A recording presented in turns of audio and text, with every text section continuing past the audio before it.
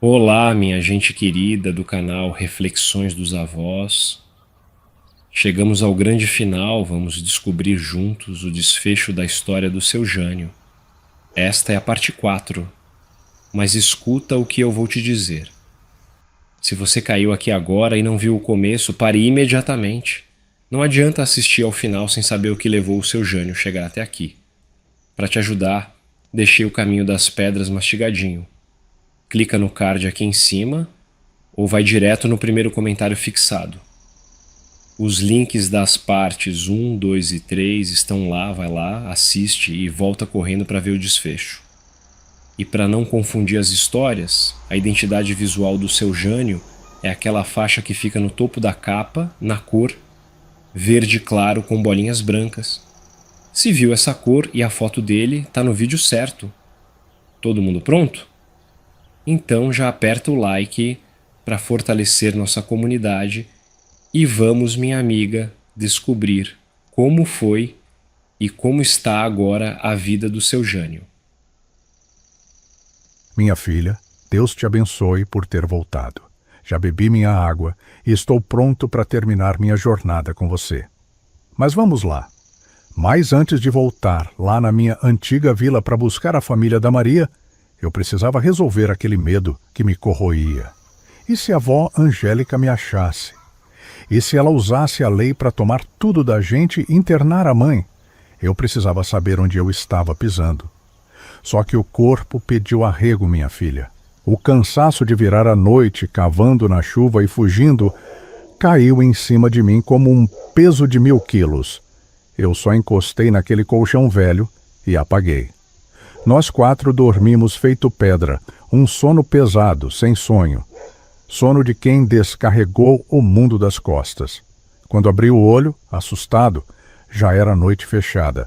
A dona da pensão, que agora já tinha se apresentado com toda a educação como Dona Francisca, estava batendo na porta avisando que a janta estava na mesa.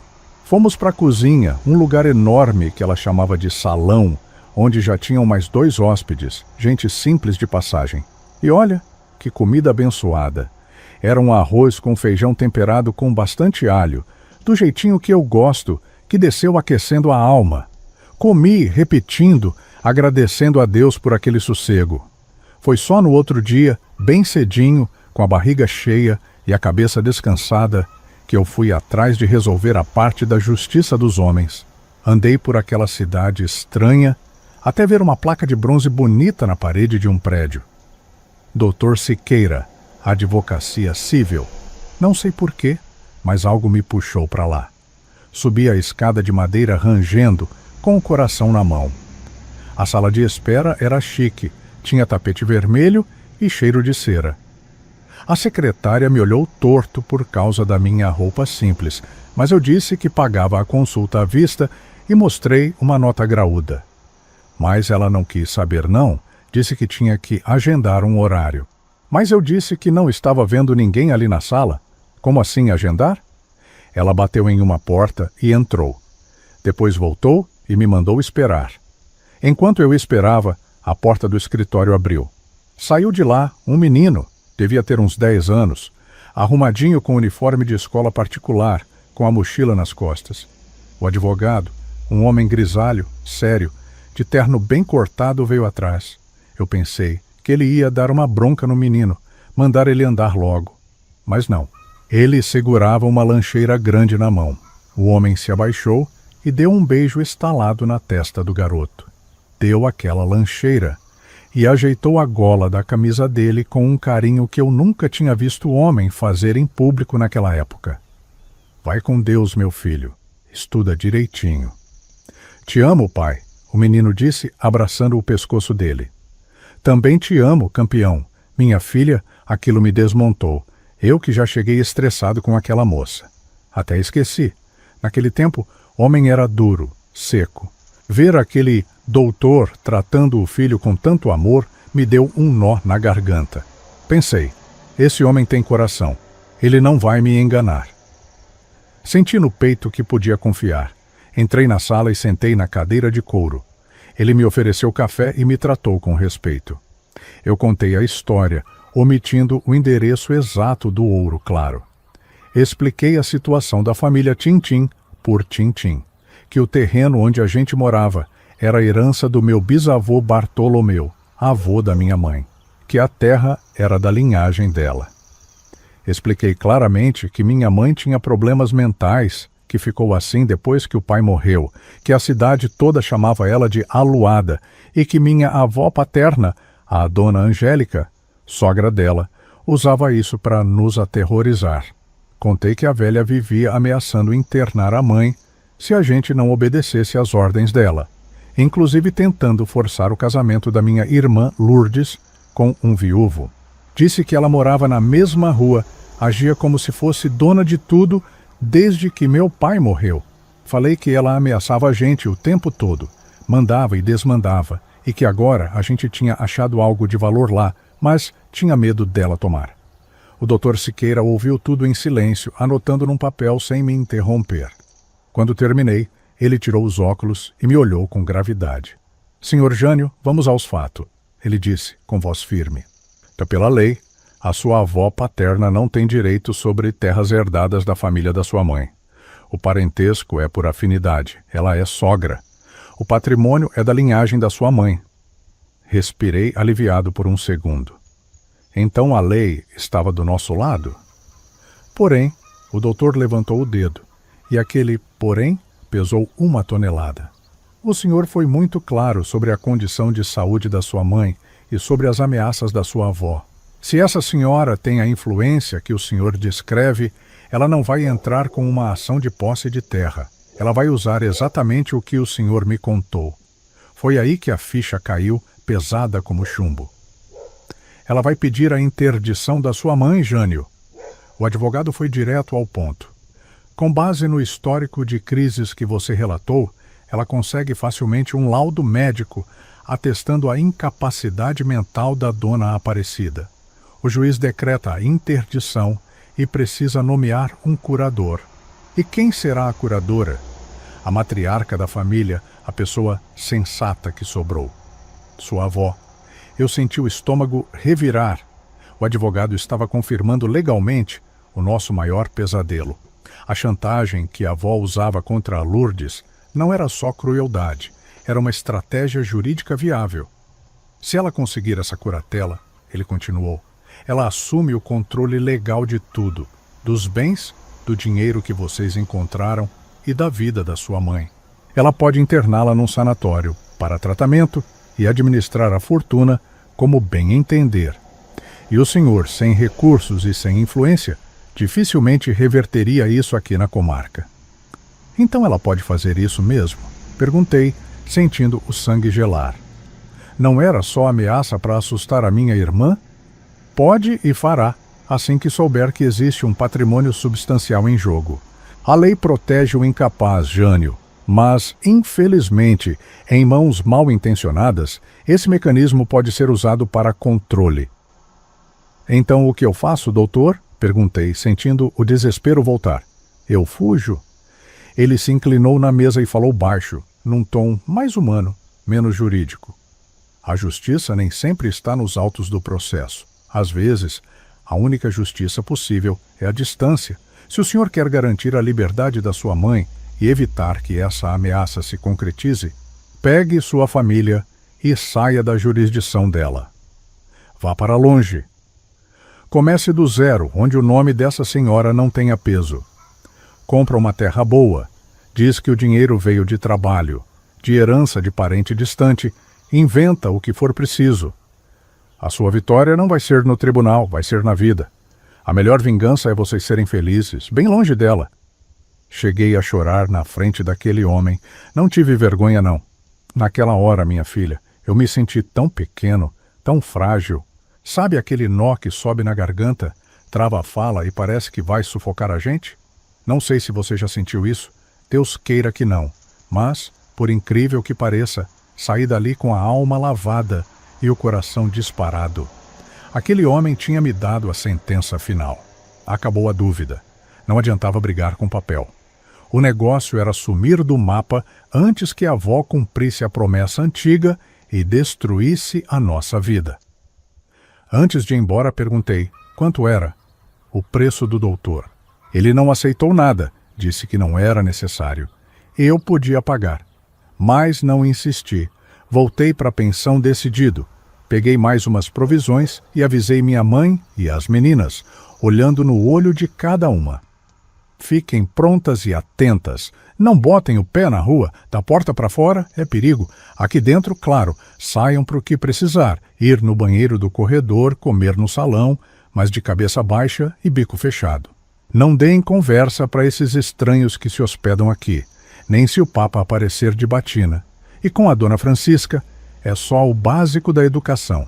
A mulher tratou a gente bem, mas a gente não sabe até onde vai a bondade quando tem fofoca ou dinheiro na história. Em boca fechada não entra mosca. O doutor confirmou meu medo. A avó vai internar a mãe e nos roubar, se pegar a gente.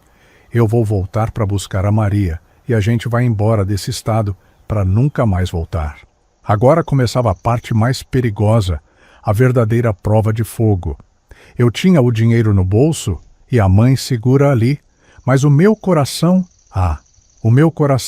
tinha ficado lá na vila, e eu estava indo buscar ele. Voltei para a vila escondido, com o chapéu enterrado na cabeça, tentando virar fumaça para ninguém me ver. Pensei em ir de ônibus e, chegando lá, pegar aquele carro de praça direto. Mas não quis arriscar chamar o seu Carlos de novo. Fiquei com medo de que a avó Angélica, com aquele faro de perdigueiro que ela tinha, tivesse ido atrás de informação nossa na praça e chegado até ele, querendo saber onde tinha nos levado. O seguro morreu de velho, né? Então, ali mesmo na cidade onde eu estava hospedado, fui no ponto e combinei com um motorista desconhecido. Falei para ele: amigo, eu pago bem, pago o dobro, mas o senhor tem que me levar na cidade vizinha, esperar eu buscar minha família e trazer todo mundo de volta para cá, voando. O homem cresceu o olho no dinheiro e topou na hora. Chegamos na minha cidade, já escurecendo. Mandei ele parar numa rua escura perto do campo de futebol, longe dos curiosos, e fui a pé, pulando o muro de trás. Quando meus pés tocaram o chão do quintal, a primeira coisa que vi foi a Heleninha. A bichinha estava sentada na terra, tristonha. Mas quando me viu, os olhinhos brilharam como duas estrelinhas. Ela largou o brinquedo e correu para os meus braços gritando: papai, papai, com aquela alegria pura que não sabe de perigo. Peguei ela no colo, cheirei aquele pescocinho suado e senti a vida voltar para o meu corpo. Aí a Maria apareceu na porta da cozinha. Minha filha, o olhar dela, era uma mistura de alívio e pavor que me cortou a alma. Ela correu e me abraçou chorando, me apertando com força, como se quisesse ter certeza que eu era de carne e osso, e não uma assombração. Eu tive tanto medo, Jânio, ela soluçava no meu peito. Tive medo de você não voltar, de ter esquecido da gente. Foram dias de tortura para ela, esperando. Entrei, cumprimentei os demais, todos felizes em me ver, mas o abraço durou pouco, porque o desespero falou mais alto. Maria, tremendo igual vara verde, contou num fôlego só que a casa tinha caído. Disse que a avó Angélica tinha visto o buraco destampado no quintal da casa velha. A vizinha contou que a velha estava gritando aos quatro ventos que sabia que a gente tinha achado o tesouro do velho, que eu tinha roubado o que era dela e fugido. Todos juntos, eles começaram a me contar o que aconteceu enquanto eu estava fora. A Maria contou que no dia seguinte ao meu sumiço, a avó Angélica tinha baixado lá cedo, isso logo depois que soube do buraco, bufando ódio. Ela e a dona Irene fincaram o pé, mentiram com força, disseram que eu tinha saído para o trabalho no horário de sempre, e que elas até fingiram um espanto de teatro quando a velha disse que minha mãe tinha sumido com as meninas. Mas a avó... a avó era raposa velha, não engolia a história mal contada. Ela voltou tarde da noite, trazendo duas daquelas amigas fofoqueiras da igreja de testemunha, querendo falar comigo, crente que eu já tinha voltado do serviço. A Maria teve que segurar a porta, dizendo que eu estava dormindo, morto de cansado de fazer hora extra e que não ia acordar. A velha fez um escândalo na rua, gritou, tentou invadir a casa na marra. Foi aí que os meninos, o Cícero e o Sebastião, viraram homens e se meteram na frente para defender a irmã e a avó. A sorte foi uma vizinha boa, amiga da dona Irene, que saiu no portão e ameaçou chamar a polícia para a algazarra daquelas beatas. A avó foi embora praguejando, mas a Maria sabia e me disse com os olhos arregalados: Jânio, aquela mulher não vai sossegar enquanto não te ver cara a cara. Ela sabe que você está tramando, que você está sim metido no sumiço da sua mãe. Não perdemos tempo com conversa mole. O medo é o melhor despertador que existe.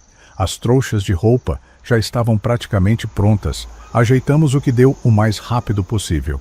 Tudo era feito no susto, no vamos logo, com o coração batendo na garganta a cada barulho de grilo lá fora. Fiz sinal para o motorista encostar no portão. A gente já estava quase saindo, com um pé na liberdade, quando a dona Irene travou na porta.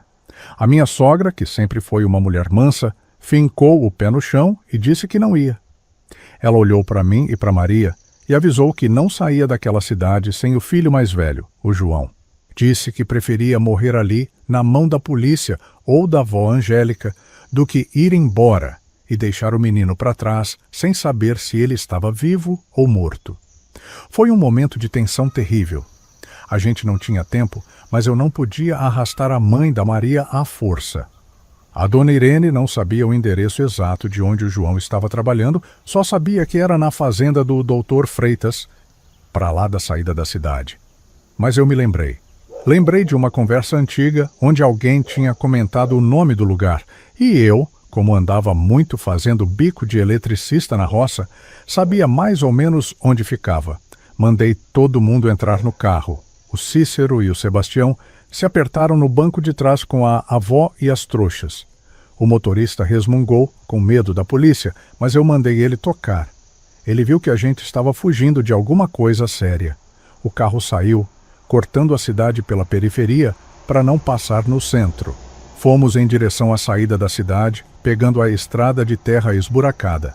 O motorista xingava a cada buraco, mas eu só olhava para frente, rezando para acertar o caminho. E Deus guiou a gente, minha filha. Acertamos, de primeira. Quando o carro entrou na estradinha da tal fazenda, já era noite, um clima triste. A gente viu o João de longe. Ele estava vindo do pasto, carregando uma enxada nas costas, andando devagar, cabisbaixo. Quando paramos o carro do lado dele e a dona Irene desceu, foi de partir o coração. O rapaz, meu Deus, o rapaz estava só, o chasse, magro, abatido, com a roupa suja e rasgada, parecendo que não comia direito há semanas. A dona Irene viu aquilo e desabou num choro sentido, abraçando o filho como se quisesse juntar os pedaços dele. A Maria, vendo o irmão daquele jeito, também se emocionou e chorou junto dentro do carro. Eu desci e expliquei a situação em 2 palavras. Disse que a gente estava indo embora fugindo da miséria e da perseguição e que ele vinha junto. O João ficou chocado de ver a gente ali, de carro, com aquela determinação toda. Ele nem pensou 2 vezes. Não quis saber de salário atrasado, de roupa que ficou no alojamento, de nada. A única coisa que ele fez foi ir até a sede, avisar o capataz que estava indo embora e entrou no carro com a gente. Saímos dali com o carro pesado, lotado de gente, um em cima do outro, mas com um sorriso no rosto de quem tinha acabado de ganhar a alforria. O motorista acelerou de volta para o asfalto. O destino agora a Deus pertencia. A avó Angélica, a polícia, as ameaças, a casa velha, o buraco no quintal. Tudo isso estava ficando para trás, comendo poeira. A gente estava fugindo, é verdade, mas pela primeira vez na vida, a gente estava fugindo na direção certa. O motorista apagou o farol e a rua mergulhou num breu total. Minha filha devia ser umas 3h30, quase 4 da manhã. A cidade dormia aquele sono pesado. O único barulho era o estalo do motor quente do carro esfriando e a respiração cansada da gente lá dentro. A pensão da dona Francisca estava trancada a 7 chaves, escura feito boca de lobo. Eu desci do carro com o corpo moído. as pernas duras da viagem apertada. Mas a minha sogra, com o problema da coluna dela, mesmo vindo no banco da frente, mal conseguiu levantar do carro, dizia que estava com muita dor. Depois de ajudar ela, ajeitei a roupa e fui bater na porta de madeira maciça. Não bati com força para não acordar a vizinhança, mas bati firme. Toque, toque, toque. Nada. Bati de novo, mais forte. Ouvi um barulho lá dentro, passos arrastados, e uma luz se acendeu numa fresta da janela de cima. Depois a voz rabugenta da Dona Francisca veio abafada lá de dentro. Quem é que tá batendo a essa hora? A pensão tá fechada. Vão procurar o que fazer. Sou eu, Dona Francisca. O Jânio, o rapaz do quarto dos fundos. Chamei, encostando a boca na madeira. Trouxe o resto da família. Quando ela abriu a porta, de touca na cabeça, não teve cara feia nem reclamação de horário. Pelo contrário, ela abriu um sorriso cansado, mas acolhedor, como quem recebe parente distante e benquisto que chega de surpresa. Viu aquela tropa ali. O carro já tinha ido embora. O motorista foi resmungando, mesmo que eu tenha pago um tanto a mais. Dona Francisca já foi abrindo passagem, mandando entrar por causa da friagem, tratando a gente com um carinho que o dinheiro que eu tinha comprava. Subimos aquela escada de madeira rangendo, tentando não fazer barulho, mas o coração batia mais alto que os passos. Quando abri a porta do quarto, onde eu tinha deixado minha mãe e as meninas trancadas, foi um chororô danado. A Lourdes e a Terezinha acordaram no susto, achando que era a avó Angélica com a polícia. Mas quando viram que era a gente, que a família tinha crescido e que estávamos todos salvos, o alívio foi coisa de doido. Foi um abraço coletivo ali mesmo, no meio da madrugada. A minha mãe acordou meio zonza, olhou para aquele monte de gente estranha entrando no quarto dela e, na inocência da doença dela, sorriu para Dona Irene como se esperasse visita para o café. Chegaram. O café está pronto? Vai ficar, Dona Cida. Vai ficar. A Dona Irene respondeu, segurando a mão dela com carinho. A mãe até pegou Heleninha no colo, acredita? Era a primeira vez que elas se viam pessoalmente, e eu tive medo da menina estranhar. Mas que nada, ficou meio acanhada no início, é verdade, mas logo depois se soltou e aceitou o chamego. A Dona Francisca, vendo aquilo tudo, nem reclamou de ter sido acordada. Foi para a cozinha esquentar uma água, mas a gente nem queria comer nada não. O corpo estava moído, minha filha, principalmente o da sogra. A gente só queria saber que estava todo mundo vivo e junto. Nos acomodamos de qualquer jeito. A Dona Francisca arrumou os quartos para os meninos, a Maria foi para um quarto comigo e a Heleninha, e a sogra ficou na minha cama, ali no quarto onde eu estava com as minhas irmãs e mãe. E a gente desmaiou. Não teve nem conversa, nem namoro naquela hora. O cansaço era maior que tudo. A gente dormiu de roupa e tudo, de tão exausto. Só fomos abrir os olhos quando o sol já estava a pino, quase meio-dia. E vou te contar, só levantamos porque a Heleninha decretou que o sono tinha acabado. A danadinha acordou bem antes e fez da nossa cama um parque de diversões. Era pé na costela, mãozinha que bate na cara. Aquele carinho bruto de criança pequena, sabe? A gente ficava naquele contorcionismo, virando de um lado para o outro para desviar dos golpes e tentar roubar mais uns minutinhos de sono. Mas com ela, ali no meio, a batalha estava perdida. Mas foi bom. E em vez de vir aquele cheirinho de café, veio aquele cheiro gostoso de feijão gordo, invadiu o quarto e puxou a gente da cama pelo nariz. A Maria foi ver se a mãe dela estava melhor. Logo mais, todos eles vieram. Quando chegamos na cozinha, a mesa estava posta que parecia dia de festa. A Dona Francisca tinha caprichado.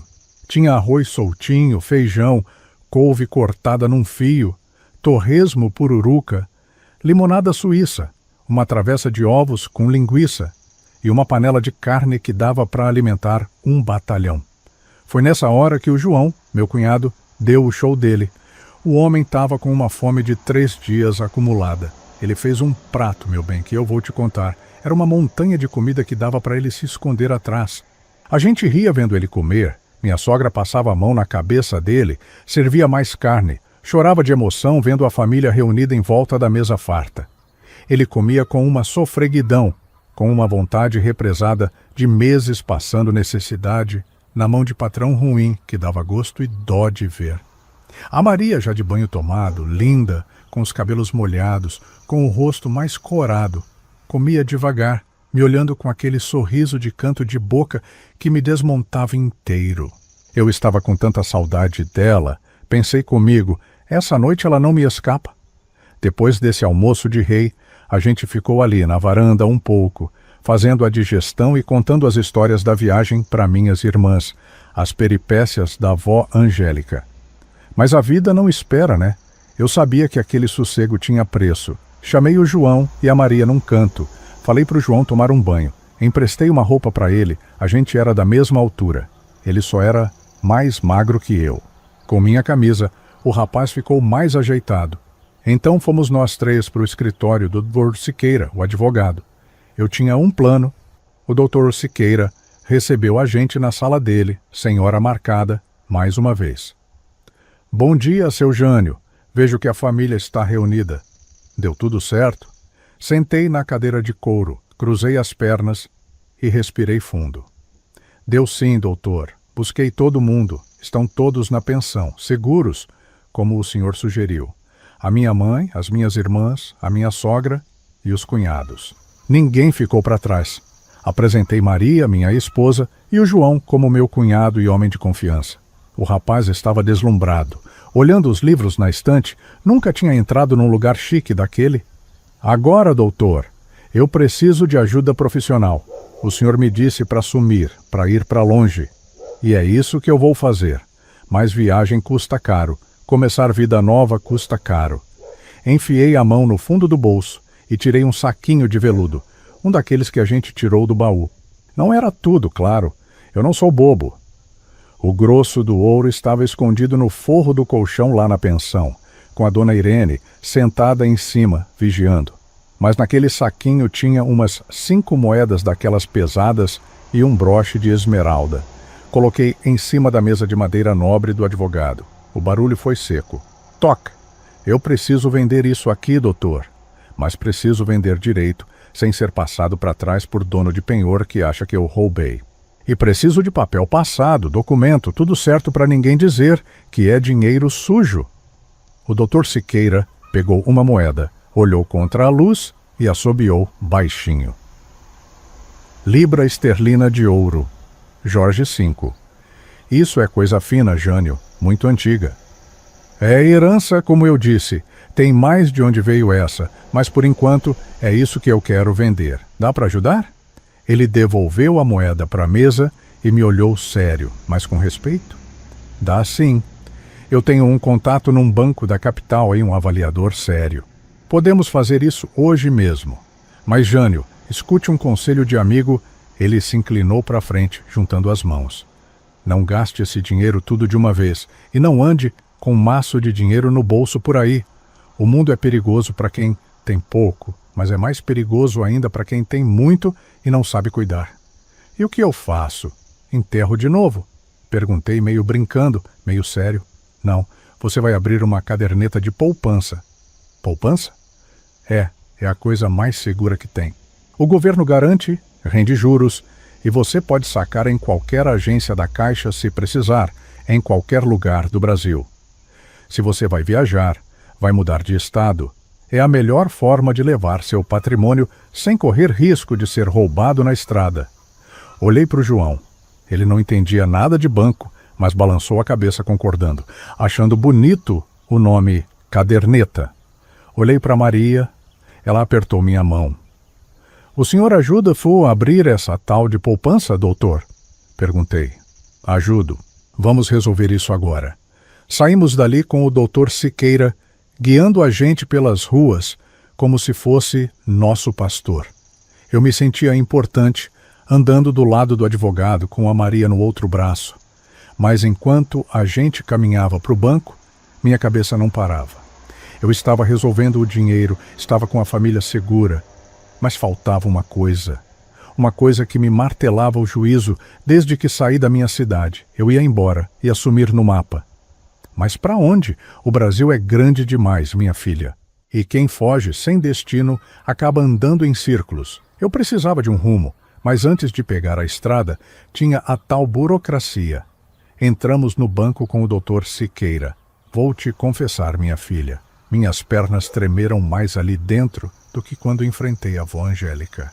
Aquele piso de mármore gelado, aquele silêncio de igreja, os homens de gravata falando baixo, eu me sentia um peixe fora d'água. Quando o gerente pegou o meu dinheiro, aquele maço de notas, e levou para dentro do cofre, me deu um aperto no peito. Tive vontade de pular o balcão e pegar de volta. Coisa de gente do interior, né? A gente acha que o dinheiro só é nosso quando está no bolso. Mas aí ele voltou com aquela caderneta azul. Abriu na minha frente e me mostrou. Jânio da Silva. E do lado, o valor digitado à máquina. O doutor Siqueira botou a mão no meu ombro e disse que agora eu era um cidadão bancarizado, que podia sacar aquilo em qualquer agência da Caixa no país. Guardei a caderneta no bolso da camisa, bem em cima do coração, e senti um peso sair das costas. A gente não era mais fugitivo sem eira nem beira, a gente tinha lastro. Agradeci ao doutor Siqueira, paguei os honorários dele com gosto, e foi caro, viu? Mas valeu cada centavo pela segurança. É que eu também pedi para ele me ajudar com a questão da minha carteira de trabalho, até esqueci de te falar. Bem, você sabe, né? Eu saí sem me despedir de nada aquela madrugada, mas deu tudo certo graças a Deus. Quando chegamos na pensão, eu não quis decidir nada sozinho. Chamei todo mundo para o quarto onde as meninas estavam. Ficou aquele amontoado de gente. Tranquei a porta e falei sério. Gente, o dinheiro está na mão. A gente está rico, mas dinheiro parado não cria raiz. A gente tem que ir embora daqui, para longe da avó Angélica, para um lugar onde ninguém conheça a nossa cara. A dona Irene olhou para o João olhou para Maria. Ninguém sabia o que dizer. O Brasil é grande demais para quem nunca saiu do quintal. Aí eu olhei para minha mãe. Ela parecia estar em outro mundo, sorrindo para o nada, conversando com gente invisível. Escutei ela chamando a Heleninha de Terezinha. Talvez se lembrando da filha pequena, ou até mesmo achando que era a própria Terezinha. Só Deus sabe. Mas eu senti que a resposta tinha que vir dela. Mãe, eu chamei, ajoelhando na frente dela. Dona Cida, a senhora que guardou o tesouro, a senhora que salvou a gente. Para onde a gente vai agora? Onde a senhora quer morar? Ela parou de falar. O quarto ficou num silêncio que dava para ouvir a respiração de todo mundo. Ela olhou para mim, mas o olhar dela atravessava a parede. O papai dizia... Ela começou, com aquela voz de menina que ela fazia às vezes. O papai dizia que o futuro é onde a terra sangra. Terra sangra, mãe? Perguntei sem entender. É, terra vermelha, roxa, que suja a barra da saia e não sai nunca mais, onde a semente cai e vira árvore no dia seguinte. Ela sorriu, um sorriso lúcido no meio do delírio. O Paraná, Jânio, o norte do Paraná. É lá que o café bebe sangue e vira ouro. O papai ia para lá, mas morreu antes. Eu quero ir para onde ele ia. Ela, como se não tivesse dito nada. Pegou uma escova de cabelo e foi pentear o cabelo da minha sogra. Dona Irene deixou, nem se moveu. Ela fez o sinal da cruz, por causa do que a mãe tinha dito, e disse... Se a dona Cida falou, tá falado, Jânio. Foi ela que achou o ouro, é ela que sabe o caminho. E foi assim, guiados pela loucura santa da minha mãe, que a decisão foi tomada. Quando a dona Cida falou da terra vermelha, parecia que uma luz tinha acendido naquele quartinho apertado. Ninguém discutiu. No dia seguinte, a saída da pensão foi de cortar o coração. Tinha 2 carros de praça, táxis grandes, pretos, que eu mandei chamar. Parados na porta, com os motoristas já impacientes, colocando as trouxas no porta-malas. A dona Francisca estava lá na porta, enxugando o olho com a ponta do avental. A mulher tinha um coração de manteiga derretida. Vocês vão com Deus, viu? Ela disse, segurando a mão da Maria. Cuidem bem dessas crianças. E você, seu Jânio, juízo com esse dinheiro. Eu fui lá e dei um abraço nela, um abraço apertado. Eu sou assim, minha filha, me apego fácil. Em poucos dias, aquela mulher tinha sido mais mãe para a gente do que muita parente de sangue. Dei um dinheiro a mais para ela, para cobrir qualquer despesa, e entrei no carro com o peito apertado. Olhei pelo vidro de trás e vi ela acenando até a gente dobrar a esquina. Fiquei triste, confesso. A liberdade tem um gosto meio amargo na hora da partida. A viagem foi uma epopeia. Primeiro com os carros de praça. Fomos até a rodoviária, depois tomamos o ônibus, depois naquele trem de ferro que parecia uma cobra de fumaça cortando o mapa. Quando a gente cruzou a divisa e a paisagem mudou, minha filha foi de arrepiar. A terra marrom e poeirenta de Minas foi ficando para trás e o chão começou a ficar vermelho, mas vermelho mesmo, cor de tijolo molhado, cor de vida. Chegamos numa cidade grande do interior do Paraná, polo da região. Eu não quis saber de economizar. Levei a família toda para um hotel fazenda que um passageiro do trem tinha nos indicado. Sabe como é a viagem longa, né? A gente vai fazendo amizade no vagão, troca um dedo de prosa, divide um lanche. O homem falou tão bem desse lugar que eu resolvi conferir. Quando a gente entrou na propriedade, a minha mãe desceu e respirou fundo. O cheiro de mato, de terra úmida. Ela parecia outra pessoa. Estava calma. Ela olhava as árvores como se reencontrasse velhas amigas. Eu comecei a procurar terra para comprar, e não demorou muito. O corretor me levou numa fazenda antiga, a Santa Fé. O dono tinha morrido e a viúva queria vender de porteira fechada. O lugar era mágico. Tinha um riacho cortando o fundo, pasto verde e 2 casas de sede antigas, daquelas coloniais, brancas, com janela azul. Só que uma ficava lá na entrada, no alto da colina, e a outra lá embaixo, perto do pomar. Tinha uns 500 metros de distância entre elas. Eu olhei aquilo e lembrei, na hora da vila antiga, da distância da minha casa para a casa da Maria. É aqui, eu disse. Dona Irene fica na casa de baixo com os meninos. Minha mãe e as meninas ficam na casa de cima. Fechamos negócio. A mudança foi uma festa. Logo que a gente assinou a papelada da Fazenda Santa Fé e botou os pés dentro de casa, a primeira coisa que eu fiz não foi ver a terra. Foi reunir a família inteira na sala grande da casa de cima, onde minha mãe ia morar. Fechei as janelas, trancamos a porta. O clima ficou sério. Eu olhei para a cara de cada um ali.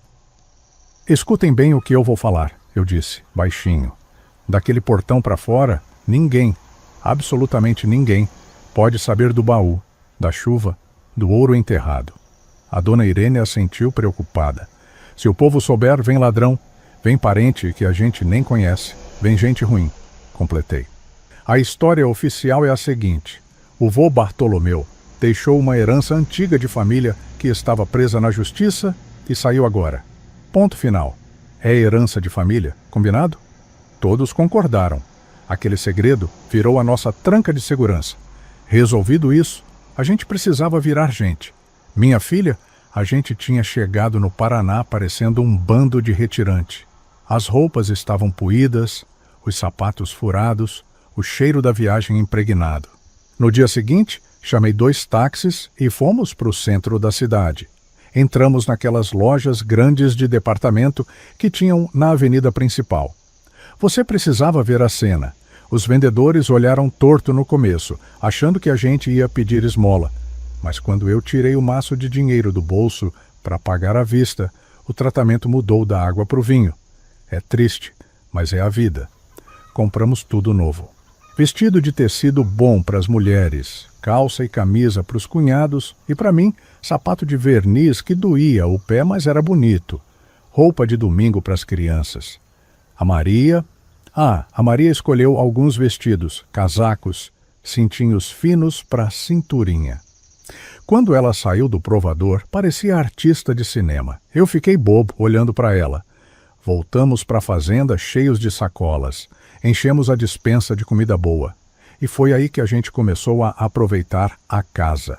Eu e a Maria ficamos provisoriamente num quarto grande na casa da minha mãe, a casa de cima. Minha filha, que diferença! O quarto tinha um banheiro só para nós, com azulejo rosa e banheira. Mas o melhor não era o luxo, era o silêncio. Lembra da casa da sogra? Daquela parede fina onde a gente ouvia até suspiro? Pois é, ali na fazenda as paredes eram grossas, de alvenaria antiga. A gente trancava a porta de noite e o mundo lá fora sumia. Oh, glória!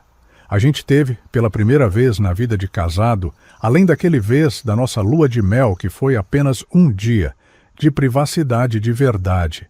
A gente podia conversar, rir alto, se amar, sem medo de acordar ninguém. A nossa Heleninha sempre tinha alguém para ficar com ela, então a gente aproveitava e escapava um tantinho. Aqueles primeiros meses no quarto da casa da minha mãe foram uma segunda lua de mel. Ou melhor, a primeira de verdade.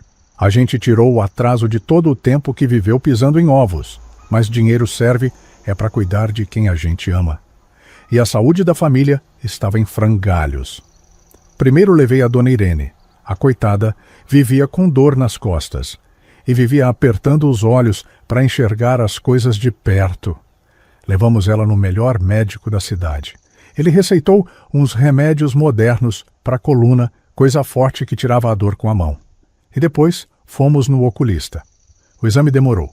Quando os óculos ficaram prontos, uns dias depois, foi uma choradeira. O doutor colocou os óculos no rosto dela. Ela piscou, olhou para a mão dela, olhou para mim, olhou para os filhos. As lágrimas começaram a descer por baixo da lente. Meu Deus, ela soluçava. Eu tinha esquecido como era o rosto de vocês direito. Eu via tudo embaçado, meu filho. O João tem uma pintinha aqui que eu nem lembrava mais. Ela passava a mão no rosto do filho, vendo cada detalhe. Aquilo valeu mais que todo o ouro do mundo.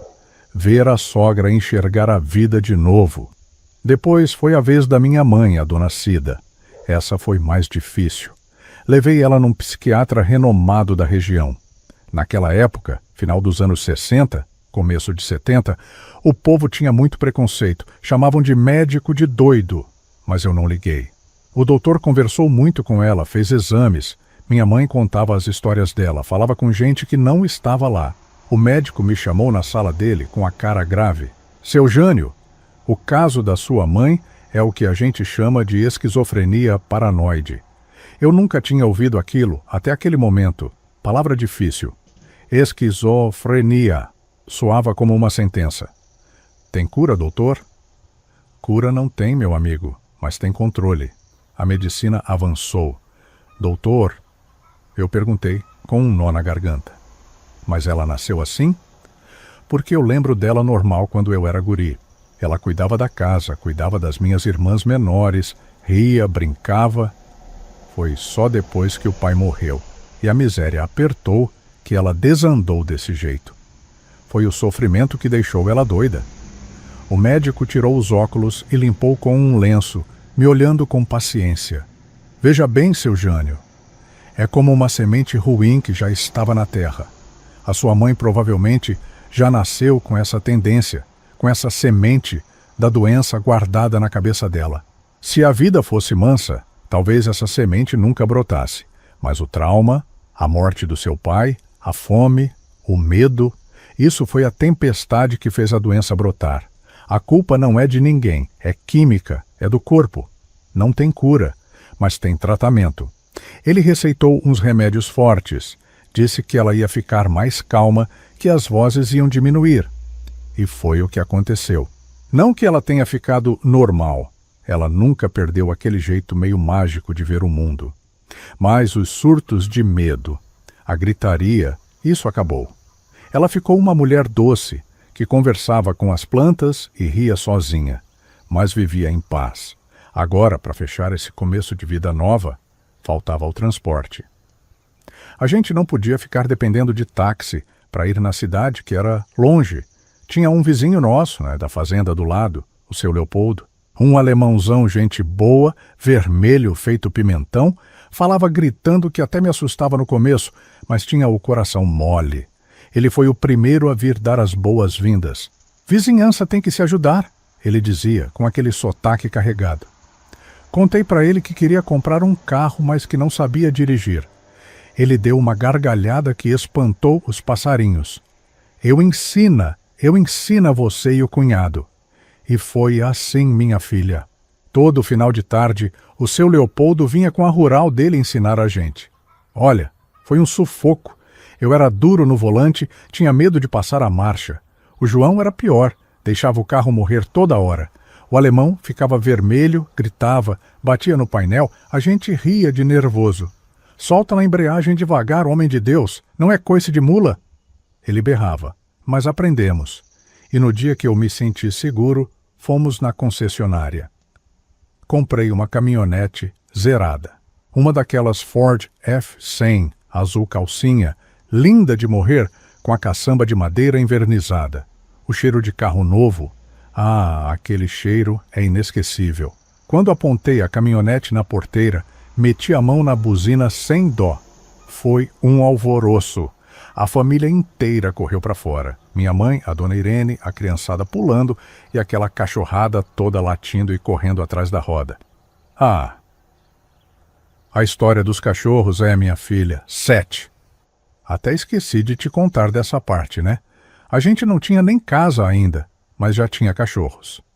Foi assim, a gente mal tinha pisado aqui, antes mesmo de assinar a escritura da fazenda, demos de cara com uma caixa de papelão abandonada na beira da estrada. Tinha uma cadela magrinha e 6 filhotes dentro. A gente, que sabia bem o que era não ter teto, não teve coragem de deixar os bichinhos. Recolhemos a ninhada inteira na hora. Eram uns vira-latas bonitos, porte médio, cada um de uma cor. Tinha malhado, preto, amarelo. Agora estavam ali, gordos e felizes, fazendo festa para o carro novo do dono. Parei o carro, desci e joguei a chave para o alto. O João pegou no ar. É nossa, cunhado, eu disse. Agora a gente tem as rédeas da vida na mão. A Maria tinha ido comigo, claro. Ela estava faceira da vida. Ela dizia que nunca teria coragem de dirigir. Eu dei risada na hora, achei que ela mudaria de ideia, mas já adianto que ela nunca quis dirigir. Sempre disse que o medo era maior. A gente chorou, viu?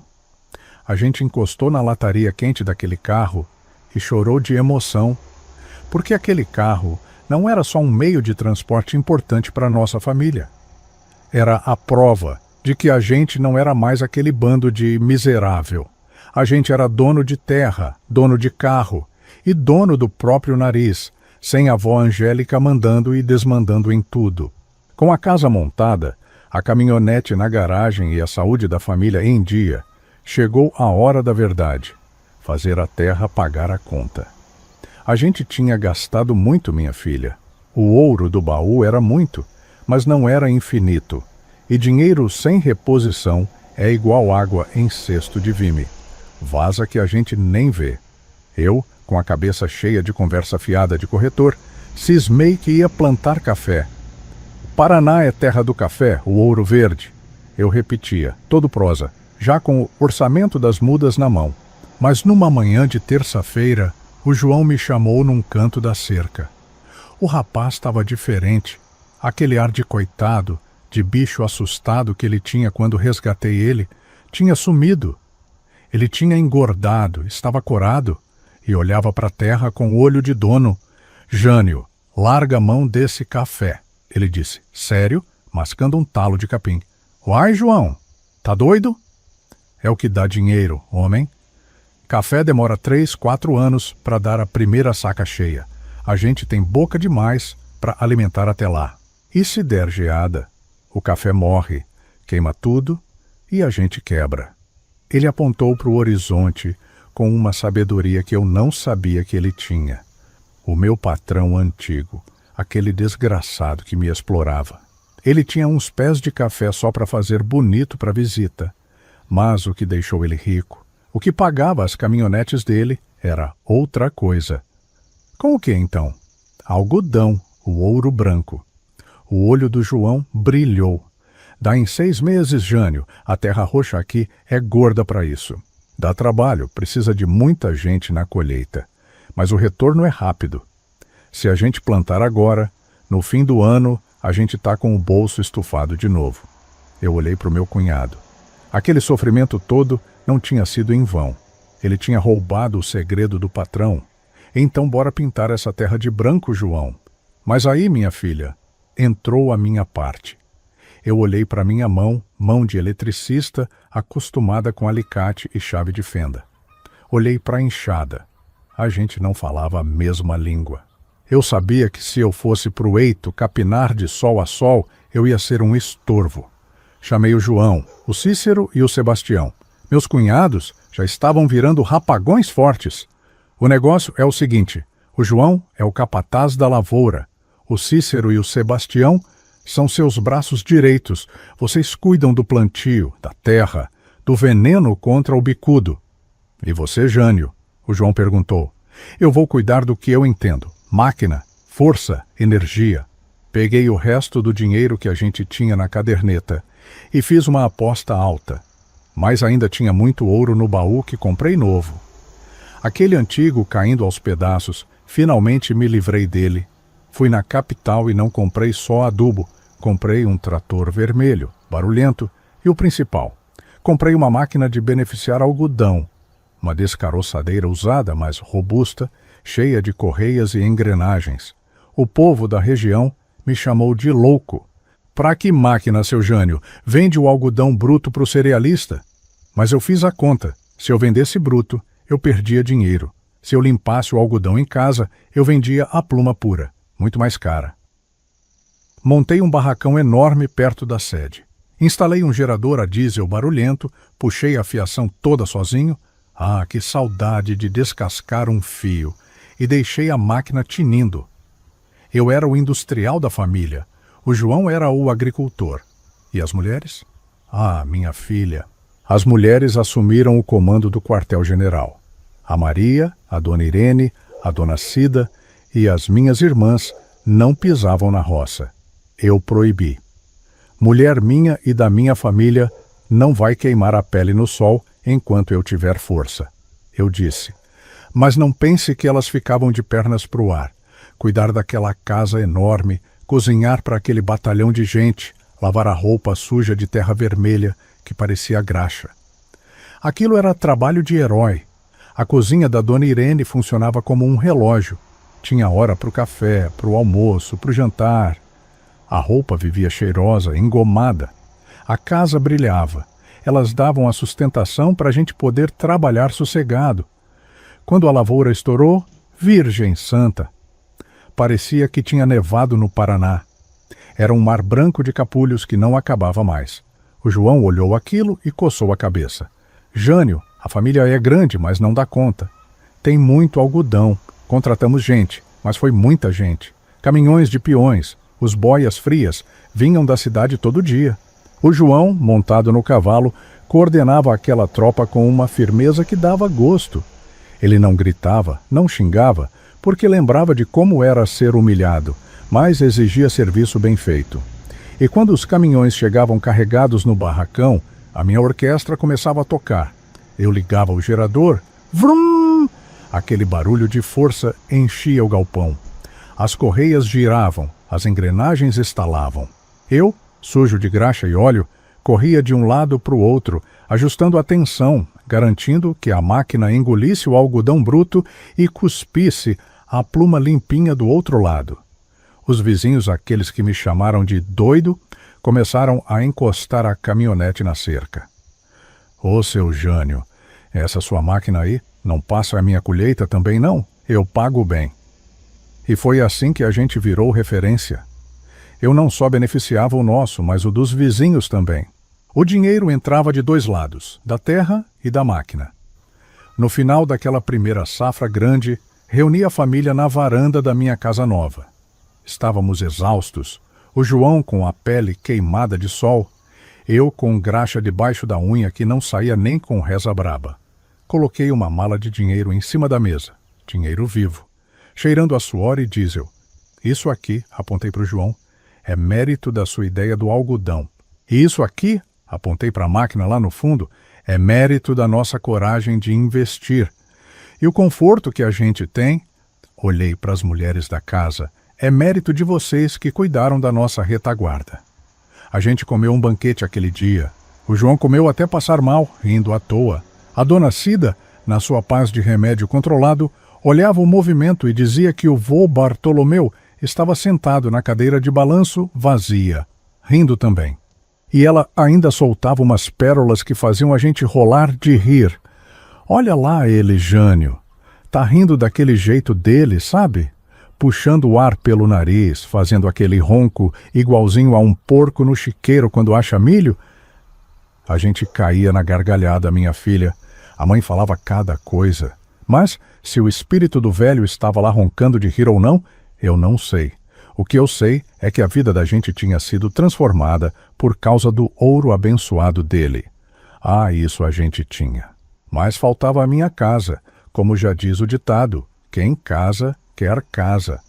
O meu palácio. Eu e a Maria estávamos bem no quarto da casa da minha mãe, mas eu queria o meu canto. A gente queria. Eu olhava aquele gramado vazio entre a casa da minha mãe, lá no alto, e a casa da dona Irene, lá embaixo. Era um espaço bonito, plano. Vou construir ali, falei para Maria, bem no meio, para ser o coração da fazenda. E não quis nem ouvir falar de tijolo ou cimento frio. Mandei vir madeira de lei, daquelas nobres que a gente nem acha mais hoje em dia, peroba rosa para as vigas, ipê para o assoalho, grápia para as janelas. Olha, não é por falar não, mas eu sempre tive uma queda por casa de madeira. Acho que tem mais vida, sabe? O problema é que madeira ruim é um castigo. Junta cupim, dá mofo, estufa. Nossa Senhora, como a gente sofreu com isso na casa velha, mas dessa vez era diferente. Contratei os melhores carpinteiros da região, gente caprichosa mesmo, que tratava a madeira na enxó como se estivesse lapidando joia. Cismei que a casa ia ter 10 peças. É, minha filha, 10 cômodos. O mestre de obras até coçou a cabeça e falou, seu Jânio, vai encher de filhos esses quartos? Eu estufei o peito e disse, sim, se Deus quiser. Eu sabia, a gente era jovem, mais cedo ou mais tarde chegariam os filhos, a verdade era essa. E ficou pronta. Uma casa imponente, linda de doer o olho, toda avarandada em volta para a gente fugir do sol, com janelões altos que deixam o vento cruzar, e esse assoalho aqui, ó, que brilha feito espelho e estala gostoso quando a gente pisa. É essa casa aqui mesmo, onde a gente está conversando agora. Tá vendo essa viga? É peroba pura. Essa madeira tem história. Ela foi levantada com o lucro do primeiro algodão que o João mandou plantar. Cada tábua dessa aqui é um pedaço da nossa vitória contra a miséria. A vida parecia um sonho, minha filha. A gente tinha vencido. Mas você sabe que felicidade de pobre dura pouco se a gente não cuidar, né? Ou então ela muda de cara, porque a gente mata um leão por dia para não morrer de fome, mas quando a barriga tá cheia, aparecem os leões da alma. A casa nova ficou pronta. Aquela maravilha de madeira de lei, com 10 peças, cheirando a peroba rosa e verniz. Era a coisa mais linda da região. Mas logo eu percebi que casa grande demais tem um defeito. Ela ecoa. Eu construí aquele exagero de quartos pensando na ninhada que eu ia ter. Eu olhava para Maria e via a mãe dos meus filhos. A gente tinha a Heleninha, claro. Para a cidade nova, para o vizinho alemão, para os amigos do clube, a Heleninha era minha filha de sangue. Ninguém ali sabia do passado, ninguém sabia que ela tinha vindo junto com Maria. E eu amava aquela menina, como se tivesse saído de mim, mas eu queria mais. Eu queria encher aquela casa, queria ver criança correndo no corredor, queria bagunça. Só que os anos foram passando. E nada. 1 ano, 5 anos, 7 anos. A fazenda prosperando, o algodão estourando, as máquinas de beneficiar trabalhando dia e noite. E o berço do quarto de casal que eu via na minha cabeça, vazio. O pior, minha filha, não era fofoca. Ninguém falava nada porque ninguém sabia. O pior era o que eu sentia aqui dentro. Eu via minhas irmãs casando e tendo filho um atrás do outro. Eu via o João, que casou bem depois de mim, com uma moça da cidade, já com 2 meninos lindos, fortes, correndo pelo terreiro e chamando ele de pai. E eu? Nada. Eu comecei a me sentir seco, defeituoso. Homem antigo tem dessas coisas, sabe? Acha que virilidade se mede pelo tanto de filho que põe no mundo. Mas aqui dentro, minha filha, A culpa me roía de outro jeito. Eu botava a cabeça no travesseiro e pensava: isso é castigo, Jânio. Eu lembrava daquele tempo no bordel da Madame Zulmira, das fraquezas que eu tive, daqueles dias que eu caí em tentação com aquelas mulheres e achava que Deus estava me cobrando a fatura agora. E tinha a avó Angélica, né? Aquela velha tinha a boca maldita. Dizem que praga de vó pega. Eu cheguei a acreditar que ela tinha me amaldiçoado, que o dinheiro veio. Mas a semente, ela tinha secado com aquela língua de trapo dela. Olhava para o teto e pensava: Deus me deu o ouro para salvar a família, mas deixou a praga dela vingar e secou a minha semente para eu pagar meus pecados. A Maria, tadinha, sofria calada. Ela nunca me cobrou, nunca reclamou. A gente se amava, se cuidava, mas aquele quarto vazio no fim do corredor era um fantasma que assombrava a gente. Foram 9 anos, minha filha, 9 anos de espera. A Heleninha já estava uma moça, com 12 anos, linda, inteligente, me ajudando com as contas da fazenda, porque a danada era astuta na matemática. Ela era minha alegria, meu consolo. Se não fosse ela, acho que eu tinha amargado de vez. A gente, já tinha desistido. Até que... num verão abafado. A Maria começou a enjoar. No começo achei que fosse comida estragada, mas o enjoo não passava. Ela ficou tonta, amarela. Eu, com medo de doença ruim, porque quem já sofreu muito sempre pensa o pior. Meti ela na caminhonete e voamos para o médico na cidade. Fiquei na sala de espera, rodando o chapéu na mão, suando frio, olhando para o teto e perguntando para Deus o que mais ele queria de mim. O doutor abriu a porta com um sorriso que não cabia na cara. Seu Jânio, pode desmanchar essa cara de velório. A dona Maria não está doente, não? Não? E essa tontura toda, doutor? Isso aí é a vida pedindo passagem, meu amigo. O senhor vai ser pai. Minha perna falhou. Eu precisei segurar na cadeira. 9 anos. Depois me conformar que eu era seco, que meu ramo da família ia parar na Heleninha. O milagre veio. Entrei na sala e a Maria estava chorando e rindo ao mesmo tempo. A gente se abraçou ali mesmo, sem ligar para o médico, misturando lágrima com soluço. A gravidez foi tratada como relíquia. A gente já tinha feito o trato meses antes, enquanto a barriga crescia. Se fosse menina, a Maria tinha escolhido Cecília. Mas se fosse menino... se fosse menino, a Maria nem discutiu comigo. Ela sabia o que aquele nome significava para mim. E quando nasceu... minha filha, veio um menino, forte, bochechudo, berrando alto como quem diz: cheguei para ficar. Peguei aquele pacotinho na maternidade e senti que o meu coração ia explodir. Olhei para a carinha dele, amassada, vermelha. Olhei para Maria, exausta na cama, mas com o sorriso mais lindo do mundo. É ele, Jânio, ela sussurrou segurando minha mão. O nosso Bartolomeu chegou. Eu chorei, viu? Bartolomeu Neto. Não era só nome de velho como o povo falava. Era o nome da nossa gratidão. Se não fosse o ouro do bisavô, se não fosse a minha mãe guardar aquele segredo, na loucura dela, esse menino não tinha futuro. Ele carregava o nome da nossa sorte. Levei ele para casa. A primeira parada foi no colo da minha mãe, que não foi ver ele no hospital.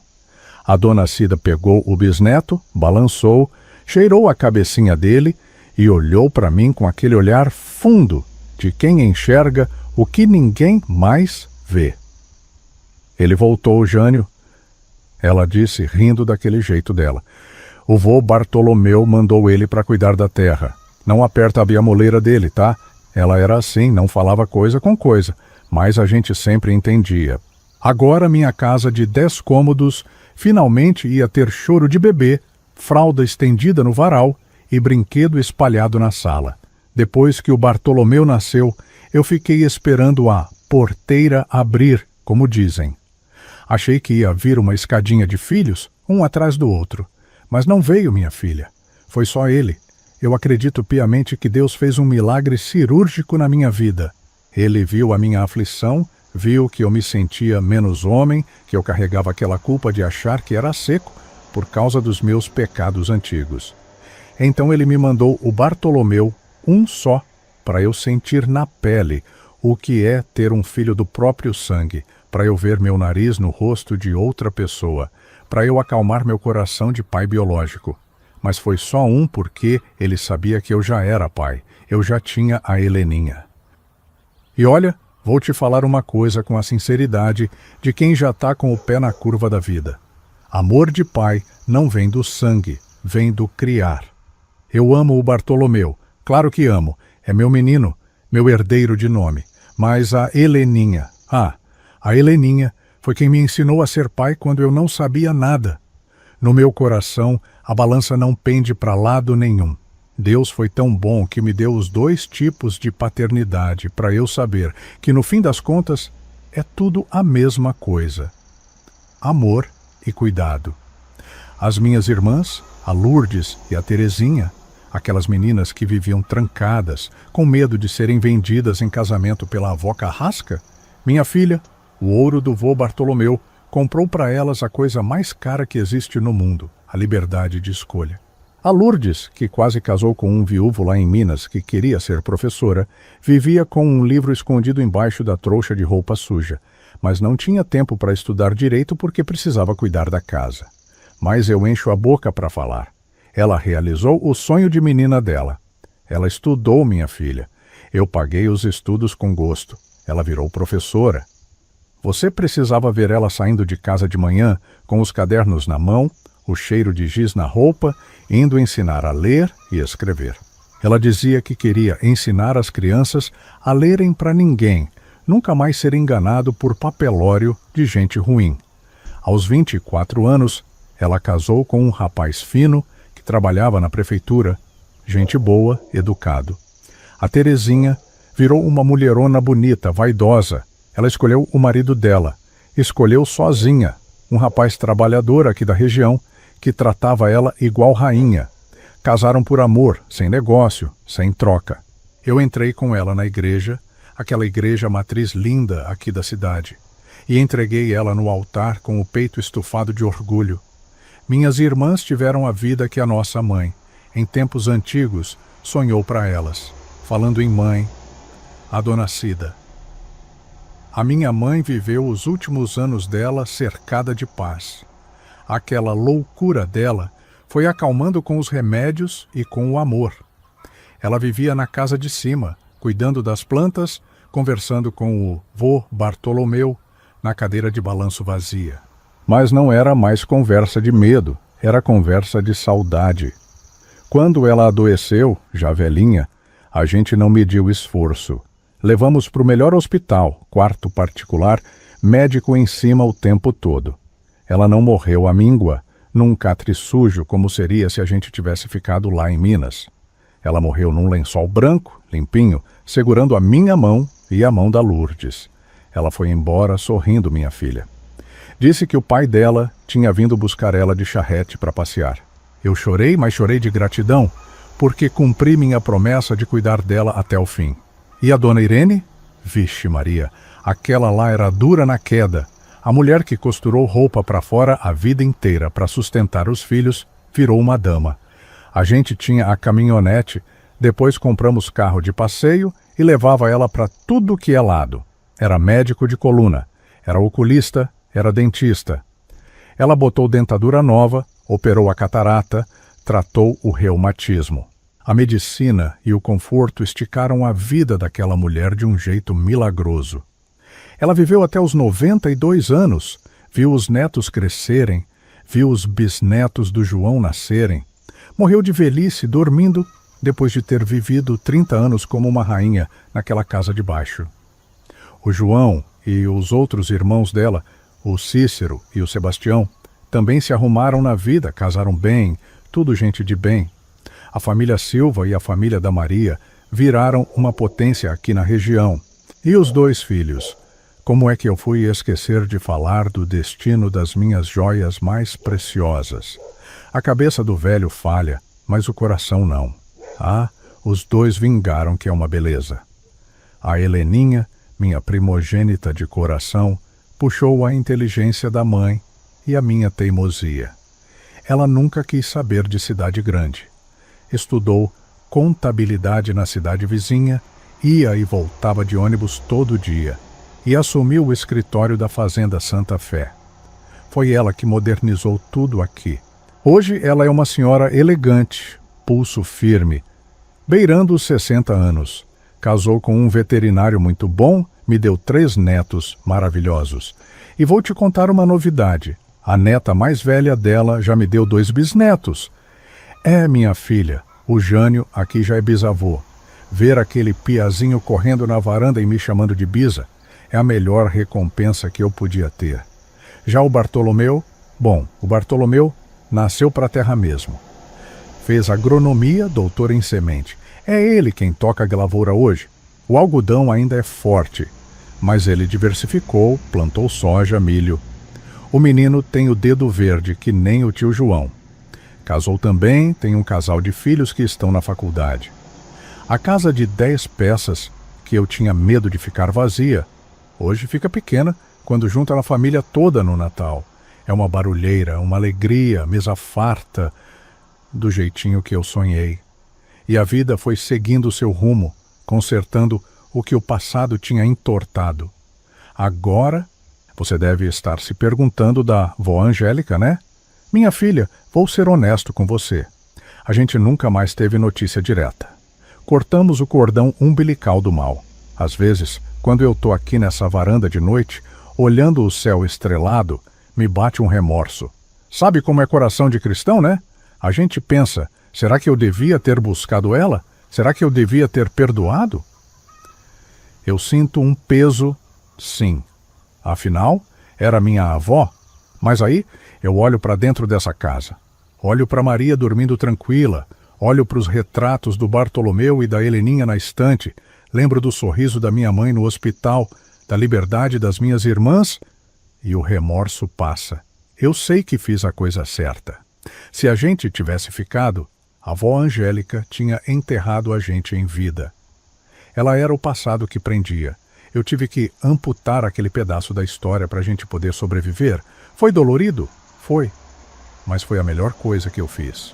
Deus há de me julgar, mas eu acho que Ele entende. Ele sabe que eu só queria salvar os meus. E hoje, cá estou eu. Jânio, 78 anos, fazendeiro, pai, avô. Aquele menino eletricista que apanhou de vara de marmelo, que cavou o buraco na chuva. Ele ainda vive aqui dentro de mim, mas ele não tem mais medo. Agradeço demais você ter ouvido essa história comprida, minha filha. Desculpa se o velho falou demais, se me emocionei nas partes tristes. Mas é que a vida da gente é isso mesmo, um amontoado de causos, que se a gente costurar direitinho, vira uma colcha bonita de se ver. Escreve pelo amor de Deus aí nos comentários, se você escutou as 4 partes do meu relato. Vou ganhar o meu dia com sua mensagem. Agora vai que já tá tarde e a estrada é longa. Leva essa história com você. E se alguém te disser que destino é coisa marcada que não dá para mudar, você conta essa história do Jânio.